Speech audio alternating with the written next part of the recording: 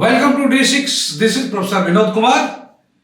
ఈరోజు హాట్ టాపిక్గా దక్షిణాది రాష్ట్రాల తిరుగుబాటు తప్పదు అనే ఒక హెడ్లైన్స్ మనం ఆంధ్రజ్యోతిలో చూస్తున్నాం. ఈ విషయాన్ని నేను 2013లోనే చెప్పాను. ఎందుకు చెప్పానంటే ఈ మాట, కామన్ క్యాపిటల్ కాదు, మాకు సెకండ్ క్యాపిటల్ కావాలని చెప్పేసి నేను 2013 నుండే ఉద్యమాన్ని మొదలుపెట్టాను.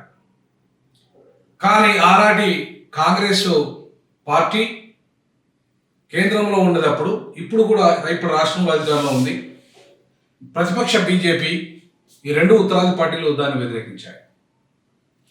ఆ అంశాలను చర్చించే ముందు మీరు ఒకసారి, ఇది మన ఉద్యమచాలం, దక్షిణాది ఉద్యమచాలం, దీన్ని సబ్స్క్రైబ్ చేయండి, షేర్ చేయండి, లైక్ చేయండి, కామెంట్ చేయండి. దక్షిణాది ఉద్యమానికి వీలైతే ఆర్థికంగా సహకారాన్ని అందించండి.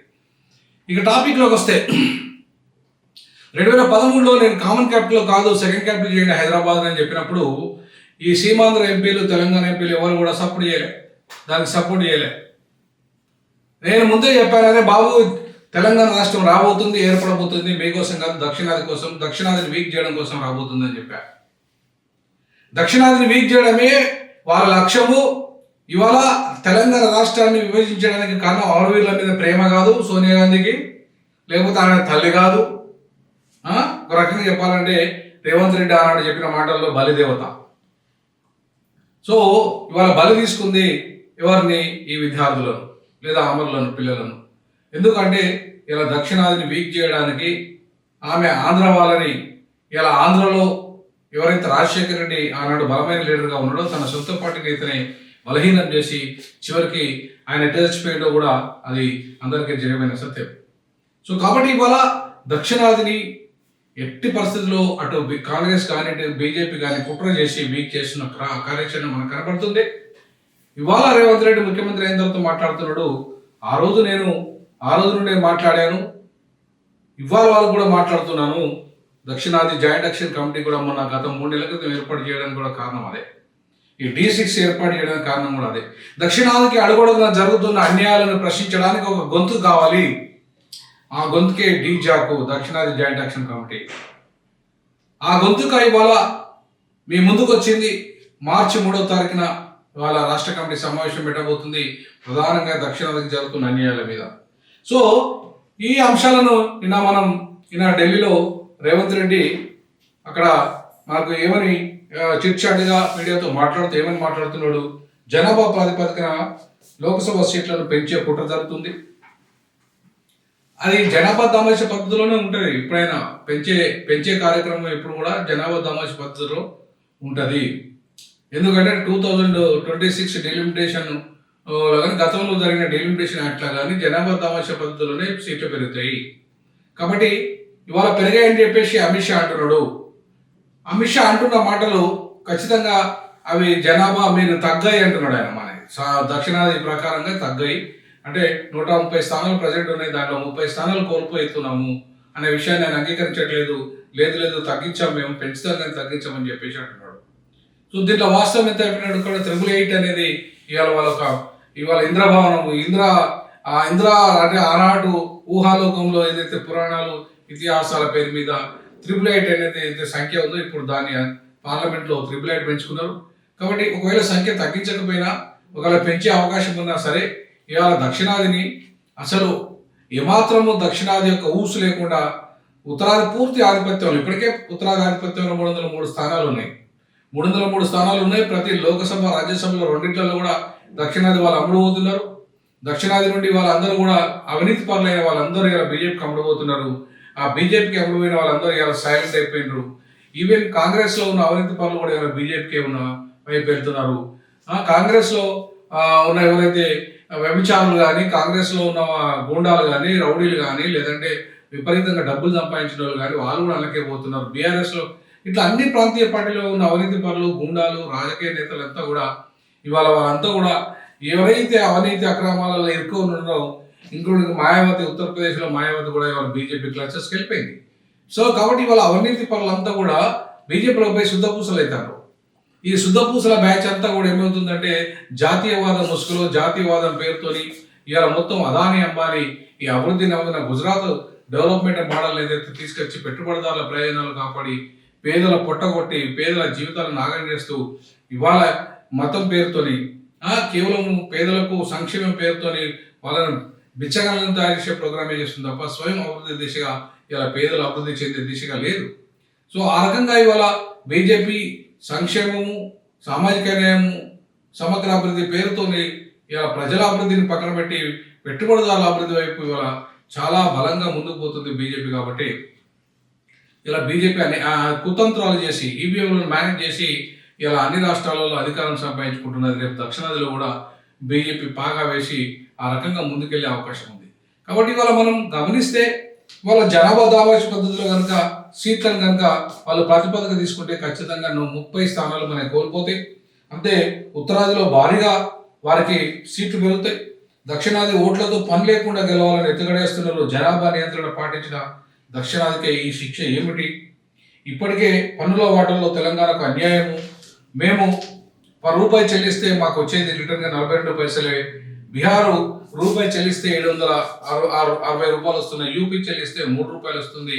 అలాగే మోదీ కుట్రను ఖచ్చితంగా తిప్పికొడతాం, ఇతర భాషలను బలవంతంగా రుద్దితే ఊరుకోం అని చెప్పేసి విలేకరుల సమావేశంలో ఇవాళ రేవంత్ రెడ్డి మాట్లాడినట్టుగా కనబడుతుంది.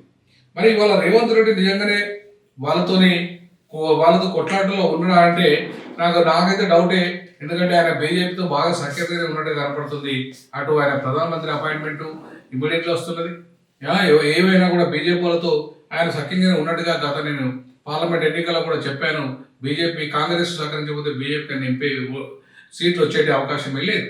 సో కాబట్టి ఇవాళ స్పష్టంగా కనపడుతుంది ఉత్తరాది పార్టీలైన కాంగ్రెస్ బీజేపీ రెండు కుమ్మక్కైపోయి ఈరోజు వాళ్ళ అధికారాన్ని మొత్తం దేశవ్యాప్తంగా తీసుకొస్తున్నారు. ఇవాళ ఒకే ఎన్నిక, ఒకే జమిలీ ఎన్నికల పేరు మీద, ఒకే దేశం ఒకే ఎన్నిక పేరు మీద ఇవాళ మొత్తం ఈ దేశంలో ప్రజాస్వామ్యాన్ని కూని చేసేసి టోటల్గా నియంత్రణతో భారతదేశం వైపు, అలాగే వ్యక్తి చుట్టూ అంటే వ్యక్తి కేంద్రంగా ఇలా అధ్యక్ష తరహా పరిపాలన దిశగా అడుగులు వేస్తున్నట్టుగా మనకు కనబడుతుంది. నేను గత వీడియోలో కూడా చెప్పడం జరిగింది. సో కాబట్టి ఇవాళ అధ్యక్ష తరహా పరిపాలన వస్తే ఇవాళ పూర్తిగా ఒక వ్యక్తి యొక్క అంటే ట్రంప్ లాగా ఎట్లయితే ఆధిపత్యం చేస్తున్న అమెరికా ఇవాళ మొత్తం ప్రపంచంలో శాసిస్తుందో అట్లానే మోడీ కూడా ఇవాళ ప్రపంచంలో కీలక నేతగా మారే అవకాశం ఉంటుంది ఆ అధ్యక్ష తరహా పరిపాలన వస్తే. ఈ దేశానికి మొదటి అధ్యక్షుడిగా మోడీ అయ్యే అవకాశాలు ఎక్కువగా ఉన్నాయి. సో దాన్ని దెబ్బకొట్టే ప్రోగ్రాంలో భాగంగా ఇవాళ కాంగ్రెస్ ఏం ఎత్తుగడలు వేస్తుందో ఏం చిత్తుగడలు వేస్తుందో నాకు తెలియదు. కానీ ప్రధానంగా ఇవాళ ఉత్తరాది విషయానికి వస్తే రెండు ఒకటే పార్టీలు, ఈ రెండు విధానాలు, ఈ పార్టీల విధానాలు ఒకే రకంగా ఉన్నాయి. వాళ్ళు హిందీ ఆధిపత్యంతో ఇవాళ దేశంలో 28 ప్రాంతీయ భాషలను క్లోజ్ చేశారు. ఆ క్లోజ్ చేస్తున్న కార్యక్రమంలో జాతీయ విద్యా విధానం పేరుతో 3 భాష త్రిభాష సిద్ధాంతం పేరుతో ఇలా హిందీని పూర్తి స్థాయిలో ఆధిపత్యం తీసుకొచ్చేసి ఈ దేశంలో పూర్తిగా ఉత్తరాది ఆధిపత్యాన్ని కొనసాగించడానికి ఇప్పటికే మార్వాడీలు, గుజరాతీలు, రాజస్థానీలు, అలాగే బిహారీలు, వీళ్ళంతా కూడా పంజాబీలు, వీళ్ళంతా వీళ్ళంతా వచ్చేసి ఇవాళ మొత్తం దక్షిణాదిని కబ్జా చేశారు. వ్యాపారాలన్నీ కబ్జా చేశారు. ఐటీ, బ్యాంకులు అన్నిట్లలో వాళ్ళది కబ్జా అయిపోయింది. చివరికి కూలి పనులు కూడా ఇవాళ వాళ్ళే చేస్తున్నారు. సో బిహారీలు వచ్చి కూలి పనులు చేస్తున్నారు. సో ఈ రకంగా చూసుకుంటే మొత్తంగా ఈ మొత్తం దక్షిణాదిని కబ్జా చేసే కార్యక్రమంలో వాళ్ళు ఉన్నారు. ఇవాళ మొత్తం మీడియా వాళ్ళ చేతిలో ఉంది, అలాగే మనీ వాళ్ళ చేతిలో ఉంది, ల్యాండ్ వాళ్ళ చేతిలో ఉంది, వ్యాపారాలు వాళ్ళ చేతిలో ఉన్నాయి. చివరికి కేంద్ర ప్రభుత్వం వాళ్ళ చేతిలో ఉంది. రాష్ట్ర ప్రభుత్వాలలో బీజేపీ కాంగ్రెస్ అధికారంలో ఉన్న ఒక రకంగా ఉత్తరాది పార్టీ అధికారంలో ఉన్నట్టే లెక్క ఇక్కడ. సో కేవలం దక్షిణాదిలో ఏకైక పార్టీ దక్షిణాది నుండి దక్షిణాది అస్తిత్వాన్ని కాపాడుతున్న పార్టీ డిఎంకే. దాన్ని కూడా ఇలా విజయ రూపంలో క్లోజ్ చేయాలని చెప్పేసి ఇలా ఒక దళితుడైన ఒక క్రిస్టియన్ అయిన జోసెఫ్ విజయ్ని ముందుకు తీసుకొచ్చి ఆయన రూపంలో తమిళ తత్వాన్ని రెచ్చగొట్టి ఇవాళ తమిళ్ పేరు మీద ఇవాళ అంటే ద్రవిడ మొత్తానికి దక్షిణాది అస్తిత్వాన్ని దెబ్బతీసే కుట్ర జరుగుతుంది విజయ్ రూపంలో. కానీ విజయ్ని ఎదుర్కోవడంలో అక్కడ ద్రవిడ సిద్ధాంతమే బలంగా పనిచేస్తుంది. ఇవాళ హిందీ వ్యతిరేక ఉద్యమానికి బాటలు వేస్తూ దక్షిణాదిని ఒక ప్లాట్ఫామ్ మీద తీసుకురావడంలో ఇలా స్టాలిన్ ఇవాళ సఫలమవుతున్నాడు. ఆయన ఇవాళ 5వ తారీఖు అఖిలపక్ష సమావేశం పెట్టాడు హిందీకి వ్యతిరేకంగా. అక్కడ ఉన్న అన్ని ప్రాంతీయ పార్టీలు ఆయనకు మద్దతు ఇస్తున్నాయి. అంతేకాకుండా వాళ్ళ జాతీయ పార్టీలో ఉన్న బీజేపీ వాళ్ళ కూడా ఇలా డిఎంకేలకు వెళ్ళిపోయే అవకాశాలు ఉన్నాయి. అంతేకాకుండా కాంగ్రెస్లో ఉన్న వాళ్ళు కూడా ఇవాళ దాన్ని బలంగా కనుక ఎదుర్కోకపోతే కాంగ్రెస్ నుండి కూడా డిఎంకే వైపు పోయే అవకాశం ఉంది. ఓవరాల్గా తిరిగి ద్రవిడవాదం డిఎంకే మాత్రమే ఇవాళ దాన్ని కాపాడే పరిస్థితి ఉంది. కాబట్టి మళ్ళీ దక్షిణాది పేరు మీద జరుగుతున్న అన్యాయాన్ని డిఎంకే ఎదుర్కోవడానికి సిద్ధమవుతుంది. కాబట్టి రానున్న ఎన్నికల్లో కూడా మళ్ళీ డిఎంకే ఖచ్చితంగా ఇలా డిఎంకే అధికారంలోకి వస్తే తప్ప ద్రవిడ సిద్ధాంతాన్ని ఇవాళ తమిళవాదం కానీ ద్రవిడ సిద్ధాంతం కానీ లేదంటే తమిళ లాంగ్వేజ్ని కానీ తన అస్తిత్వాన్ని కాపాడుకోవడం ఒక్క డిఎంకే వల్ల సాధ్యమవుతుందనే విషయాన్ని ప్రజలకి ఇప్పుడిప్పుడు అర్థమవుతుంది. కాబట్టి బీజేపీ కనుసన్నలలో విజయ్ ఒకవేళ పనిచేస్తే ఖచ్చితంగా రానున్న రోజుల్లో విజయ్ కూడా ప్రజలు బుద్ధి చెప్తారనే విషయాన్ని మనం ఇక్కడ అర్థం చేసుకోవాలి. అంతేకాకుండా ఇవాళ ఈవెన్ రేవంత్ రెడ్డి ఎంత చెప్తున్నా ఎంత మాట్లాడుతున్నా అంతర్గతంగా వాళ్ళతోనే సంబంధాలు ఉన్నట్టుగా కూడా మనకు కనబడుతుంది.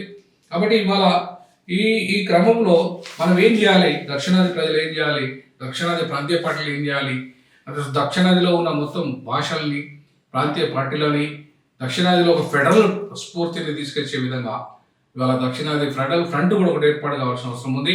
ఆ రకంగా ముందుకు వెళ్లాల్సిన అవసరం ఉంది. భారతదేశంలో ఈశాన్య రాష్ట్రాలు ఒక ఫెడరల్ ఫ్రంట్, దక్షిణాదిలో ఒక ఫెడరల్ ఫ్రంట్, అలాగే ఉత్తరాదిలో ఒక ఫెడరల్ ఫ్రంట్, మధ్య భారతదేశంలో ఒక ఫెడరల్ ఫ్రంట్, సమైక్య భారతదేశ నిర్మాణంగా మళ్ళీ తిరిగి దీన్ని నిర్మించాల్సిన అవసరం ఉంది.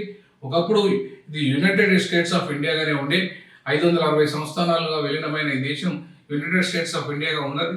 అప్పుడు అన్ని భాషలకు, అన్ని మతాలకు, అన్ని ప్రాంతాలకు, అన్ని భాషలకు సమానమైన ప్రాతినిధ్యం ఉండే. ఎప్పుడైతే బీజేపీ అధికారంలోకి వచ్చిందో మొత్తంగా ఒక హిందుత్వ అంటే హిందుత్వ కూడా కాదు, హైందవ బ్రాహ్మణాధిపత్య, వర్ణాశ్రమాధిపత్య, కులధర్మాధిపత్య కేంద్రంగా మొత్తం దేశాన్ని విచ్ఛిన్నం చేసే కుట్రలో భాగంగా బీజేపీ చేస్తున్న కుట్రను, ముఖ్యంగా ఉత్తరాది మీద ఆధిపత్యం చేస్తున్న కుట్రల్ని మనం ఇలా ఖండించాల్సిన అవసరం ఉంది.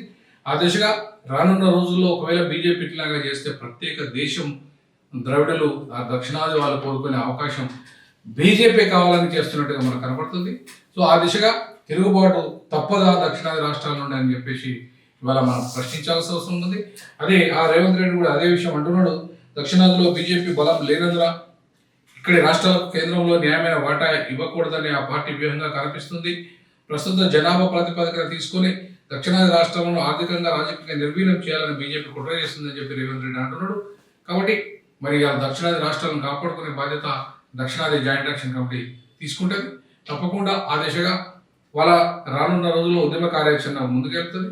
అన్ని ప్రాంతీయ పార్టీలను ముఖ్యంగా దక్షిణాది వాళ్ళను మాత్రం ఖచ్చితంగా ఒక ప్లాట్ఫామ్ తీసుకోవడానికి డీజాక్ పనిచేస్తుంది. ఆ దిశగా భవిష్యత్ కార్యాచరణను 3వ తారీఖు ప్రకటిస్తుంది అని చెప్పేసి తెలియజేస్తూ ఇవాళ దక్షిణాదిని కాపాడుకోవాల్సిన బాధ్యత డీజాక్ మాత్రమే ఉంది. ఇలా ప్రాంతీయ పార్టీలు దక్షిణాది ప్రాంతీయ పార్టీలకు మాత్రమే ఉంది. ఆ నాయకులంతా ఒక్కసారి ఆలోచించి మన ప్రాంతం మన పాలన, మన ప్రాంతం మన భాషల అస్తిత్వం, మన ప్రాంతం మన యొక్క అభివృద్ధి, మన వాటా అనే నినాదంతో ముందుకు పోవాల్సిందిగా అవసరం ఎంతైనా ఉందని డీజాక్ భావిస్తుంది. జై భీమ్, జై పెరియార్, జై పులే.